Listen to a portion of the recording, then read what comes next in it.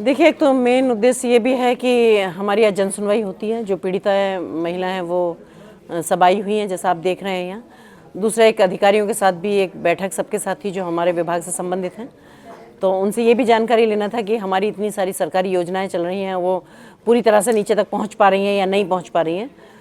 दूसरा एक ये भी है कि अगर किसी की कोई शिकायत होती है, कुछ भी है, तो वो सारे, क्योंकि अधिकारी यहीं होते हैं, सब होते हैं, तो सारा उनका वो सॉल्व भी हो जाती है। चाहे तो वो किसी को ज़रूरत के हिसाब से है, किसी को योजनाओं के तहत कुछ किसी को लाभान्वित करना है, या जैसा भी एक महिला आई तो उनको अपनी बच्ची की शादी के लिए ज़रूरत थी, तो जो इस तरह की चीज़ें हैं वो सारी फुलफिल हो जाती हैं। जिस तरह सरकार शिक्षा के प्रति लोगों को जागरूक कर रही है एवं तत्पर है, वहीं अभी जो है शहर के एक इंस्टीट्यूट है कामराज इंस्टीट्यूट, वो लेवल को लेके जो है 2014-25 के सत्र के बच्चे अभी धरना प्रदर्शन किए थे।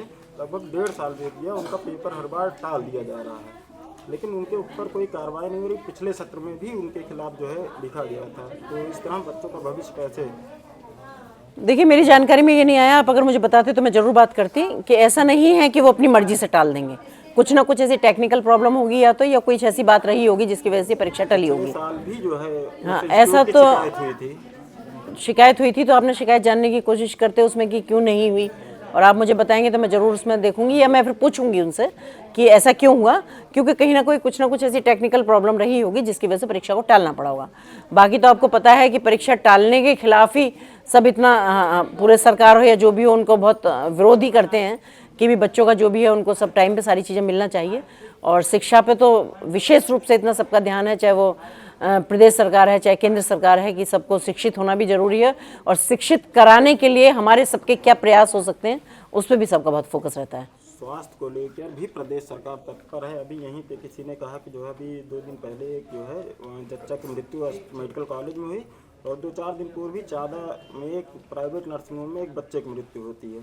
सुल्तानपुर में सैकड़ों की संख्या में अवैध नर्सिंग होम जो है बिना मानक के और लैब संचालित हैं, लेकिन उच्च अधिकारी कार्रवाई करने से बचते हैं। तो किस तरह लाभ पहुँचेगा? देखिए, ये मैं मान सकती हूँ कि यहाँ अवैध चीज़ें चल रही होंगी, लेकिन जैसा अभी उन्होंने शिकायत की उसके लिए, तो आपने क्लैरिफिकेशन भी सुना होगा कि वो कुछ घंटे पहले ही किसी दूसरे हॉस्पिटल से वो महिला आई थी जिसको खून की बहुत ज़्यादा कमी थी, और जिसको खून चढ़ाया गया, क्योंकि आई वो उस स्थिति में थी कि आने के तुरंत बाद उसकी डिलीवरी हो गई। तो ये तो एक इत्तेफाक भी हो सकता है।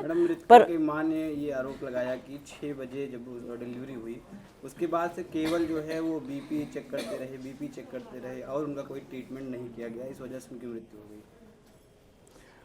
देखिए, वैसे मेरे तो संज्ञान में भी आप ही के सामने बात हुई है और उन्होंने बताया भी ये, तो और मेरे ख्याल से तो जो उन्होंने बताया उस पर सब संतुष्ट भी थे। भी आरोप लगाया कि उनकी जो बच्ची है उसकी मृत्यु हुई और उसकी बॉडी नहीं दी जा रही थी। बॉडी नहीं दी जा रही, ये विषय है, ये मेरे सामने नहीं आया अभी भी, या क्यों नहीं दी गई। दी तो गई होगी, दे तो दी होगी बाद में, काफी देर बाद जो है, काफी देर बाद। हाँ, तो क्यों नहीं दी गई ये मुझे बताते, लेकिन उन्होंने ये मुझे नहीं बताया। शिकायत करता ना, उन्होंने सिर्फ ये बताया कि उसकी डेथ हो गई थी।